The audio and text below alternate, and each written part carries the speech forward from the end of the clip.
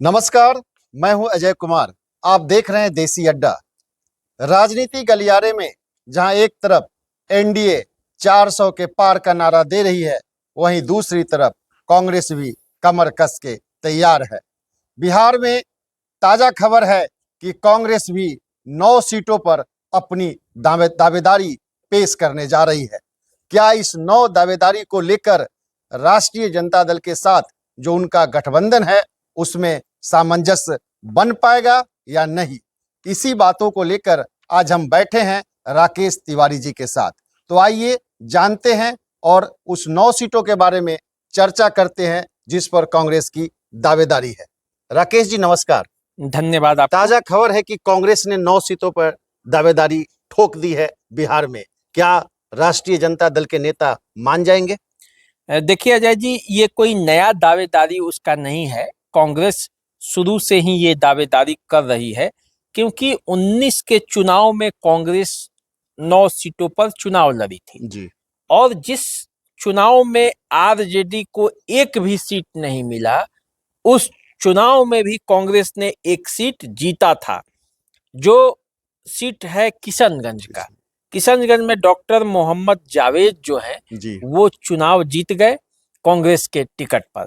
और जो 40 के 40 सीट में एक जो दाग लगा, एक कम रह गया बीजेपी को, वो कांग्रेस के चलते ही हुआ। तो कांग्रेस इस बार भी चाहती है कि उन 9 सीटों पर तो वो चुनाव लड़े ही, एक दो और दावेदारी है उसकी। जैसे आप समझिए जी, किशनगंज का सीट जो है, डॉक्टर मोहम्मद जावेद जो थे उनका तो अभी दावेदारी बनता है, क्योंकि वो निवर्तमान सांसद है। तो किशनगंज सीट पर कांग्रेस चुनाव लड़ना चाहती है। इसके अलावे कटिहार में कांग्रेस के बड़े नेता, देश स्तर के नेता तारिक अनवर जी हैं। तारिक अनवर चुनाव लड़ेंगे। तो एक इस पर भी कांग्रेस की दावेदारी है। उसके बाद आइए पूर्णिया में उदय सिंह उर्फ पप्पू सिंह पिछले बार चुनाव लड़े थे।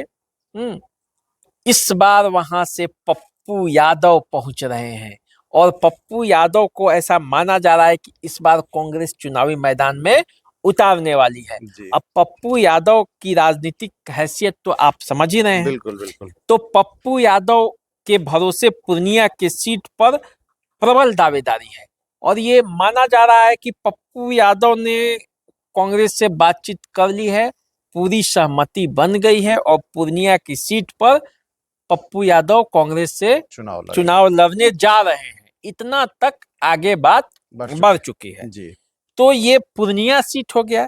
इसके बाद आइए सुपौल से रंजिता रंजन कई बार सांसद रह चुकी है, पप्पू यादव की पत्नी है, कांग्रेस की चहेती हैं, कांग्रेस नेतृत्व से उनका अच्छा तालमेल है।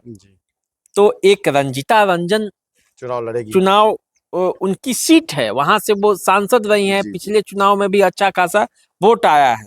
हालांकि वो राज्यसभा की सदस्य हैं, तो चुनाव लड़ेंगी कि नहीं लड़ेंगी, उनके जगह पे कौन लड़ेगा ये अगला बात है। लेकिन कांग्रेस की इस पर दावेदारी, मजबूत दावेदारी बनती है। अभी मैं वो सीट बता रहा हूं जहां कांग्रेस की मजबूत दावेदारी है। इसके बाद आइए पटना साहिब। आपको याद होगा शत्रुघ्न सिन्हा यहाँ से चुनाव लड़े थे, तो उनको भी अच्छा खासा वोट आया था। तो पटना साहिब का सीट है, तो ये इस पर भी दावेदारी कांग्रेस की बन रही है। इसके अलावा जो औरंगाबाद सीट पिछले बार हम के लिए छोड़ दिए थे, उस औरंगाबाद जानते हैं वो किसका इलाका है? वो इलाका है सत्येंद्र नारायण सिंह का, यानी कि निखिल कुमार उनके जो पुत्र हैं वो वहां से चुनावी मैदान में वो लड़ सकते हैं। तो वो औरंगाबाद है। तो औरंगाबाद पर भी इस बार कांग्रेस अपनी दावेदारी ठोक रही है। इसके अलावे आप आइए वाल्मीकि नगर से पिछले बार उपचुनाव में शाश्वत केदार चुनावी मैदान में उतरे थे, तो इसको लेकर भी कांग्रेस की दावेदारी है। इसके बाद पूर्वी चंपारण कांग्रेस का गढ़ रहा है प्राचीन समय से। तो आकाश सिंह उपेंद्र कुशवाहा के पुत्र थे, उन्होंने चुनावी मैदान में पिछली बार उतरे थे, तो पूर्वी चंपारण से भी दावेदारी उसकी बन रही है। इसके बाद आइए सासाराम, मीरा मीरा कुमार। तो ये इलाका जो है ये कांग्रेस का मजबूत गढ़ रहा है। जी। इन्हीं सीटों पर कांग्रेस की दावेदारी है, इन 9 सीटों पर। लेकिन राजद क्या चाहती है? राजद चाहती है 6 सीटें देना कांग्रेस को और बाकी सीटों पर अपने चुनाव लड़ना। तो अब ये मामला यहीं पे फंसा है, केंद्रीय नेतृत्व और राजद के बीच बातचीत चल रहा है। लेकिन ये मामला ऐसा नहीं है कि कांग्रेस मानेगी नहीं और राजद मानेगा नहीं या उनमें कुछ अनबन हो जाएगा। जी। 9 सीट कांग्रेस मांग रही है। कांग्रेस यदि राजद को लगेगा कि 9 सीटों पर ये जीतेंगे या कांग्रेस को ये लगेगा कि समझौता करने के लिए कुछ सीटों की कुर्बानी देनी जरूरी है, तो ये दोनों परिस्थितियां हो सकती है और ऐसी स्थिति में आगे का मामला बन जाएगा। तो नीतीश कुमार के जाने के बाद इंडिया गठबंधन में ज्यादा सीटों को लेकर मारामारी नहीं है। वो मारामारी एनडीए में चला गया है। नीतीश कुमार जहां जाते हैं सीटों के लिए मारामारी लेकर चले जाते हैं।